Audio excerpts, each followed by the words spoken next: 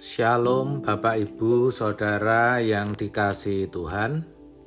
Seri pengajaran hari ini berjudul Tuhan tidak menghendaki dualisme. Sering tanpa kita sadar, kita berpikir bahwa perjuangan menjadi seperti Yesus atau berkarakter Kristus bisa kita capai dan kita miliki, sementara kita tetap menjalani hidup dan melakukan berbagai kegiatan yang di dalamnya termuat agenda kepentingan pribadi yang normal atau wajar di mata umum. Tentu pemikiran seperti itu sudah ada lama, bahkan bukan tidak mungkin sudah belasan tahun. Tetapi saudara, seiring bertumbuhnya pengertian kita mengenai firman Tuhan, kita tahu hal itu tidak boleh terjadi lagi atau berlangsung dalam hidup kita. Jadi sementara kita belajar untuk menjadi serupa Yesus, kita tidak akan bisa memuaskan hati Allah sebelum kita bisa meninggalkan segala sesuatu guna mengikuti jejaknya. Memang menjadi orang Kristen itu sejatinya belajar dan berusaha menjadi seperti Yesus melalui berbagai kegiatan hidup yang kita lakukan. Dan memang kegiatan hidup kita itu merupakan sarana kita untuk bertumbuh dan diproses untuk menjadi seperti Yesus. Tapi kita harus ingat firman yang mengatakan, baik kau makan atau minum, atau melakukan sesuatu yang lain, lakukan semua untuk kemuliaan Allah. 1 Korintus 10 ayat 31. Kalau itu arah perjuangan kita, barulah pencapaian kita untuk menjadi serupa dengan Yesus dapat terwujud. Jadi jangan saudara berpikir seperti orang pada umumnya yang secara etika umum berpikir bahwa masih memiliki kesenangan dan menikmati hidup itu tidak ada salahnya dan tidak jahat. Yang penting sudah percaya Yesus. Masalahnya, kalau kita percaya Yesus, kita harus mau belajar menjadi seperti Dia, dan kita tidak bisa seperti manusia pada umumnya.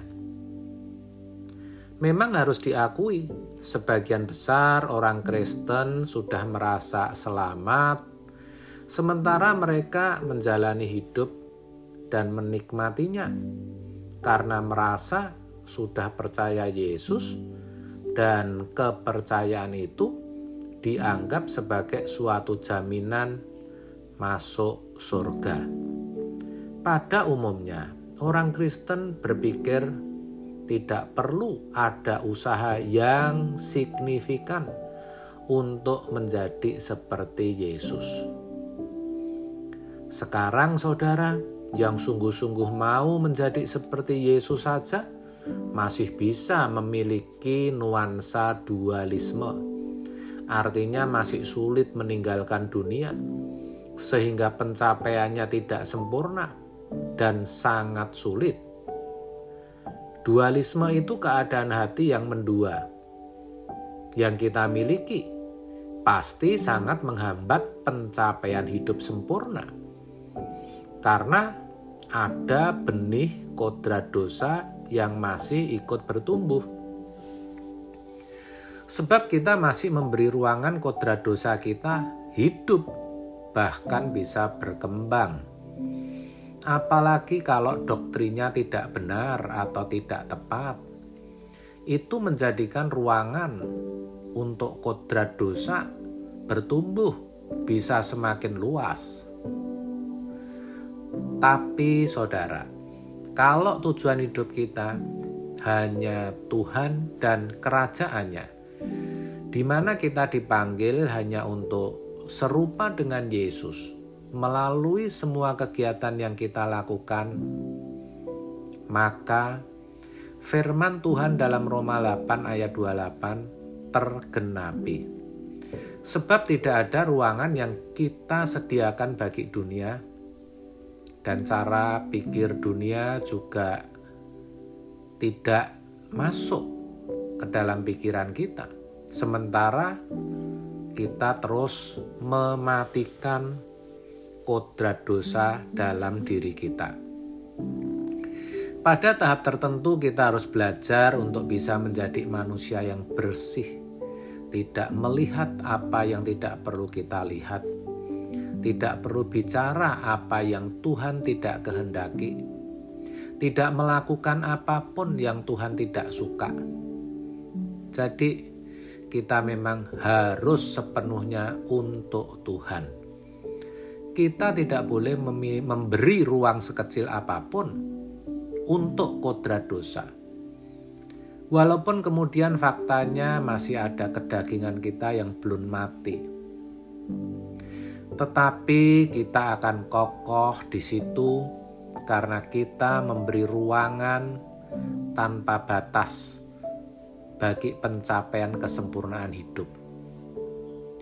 Sekarang kita harus memilih, mau sepenuhnya hidup untuk Tuhan atau hidup dalam dualisme. Yang Tuhan kehendaki, tujuan hidup kita satu-satunya hanyalah menjadi seperti Yesus. Dan Tuhan akan memampukan kalau kita serius. Karena apa yang tidak mungkin bagi manusia, bagi Allah sangat mungkin. Matius 19 ayat 26. Di konteks percakapan itu, Tuhan juga menyinggung mengenai orang kaya yang sukar masuk surga. Kenapa? Karena orang kaya secara psikologis memiliki banyak kesenangan, memiliki potensi untuk meraih dunia lebih besar, lebih luas, sehingga semakin sulit baginya untuk meninggalkan semua itu. Sedangkan orang miskin, tertindas, itu bisa lebih mudah. Walaupun itu juga tidak otomatis seperti itu. Jadi, kalau hari ini kita bukan orang kaya atau tidak terpandang, jangan anggap itu kegagalan. Sebab kalau kita sudah mengerti kebenaran seperti ini, apa artinya menjadi pimpinan terhormat kalau semua ini kita gunakan hanya untuk kepentingan pribadi yang akhirnya melukai hati Allah? Sebab itu saudara, jangan bersikap dualisme. Kita harus rela meninggalkan dunia demi kepentingan Tuhan saja. Amin. Tuhan Yesus memberkati.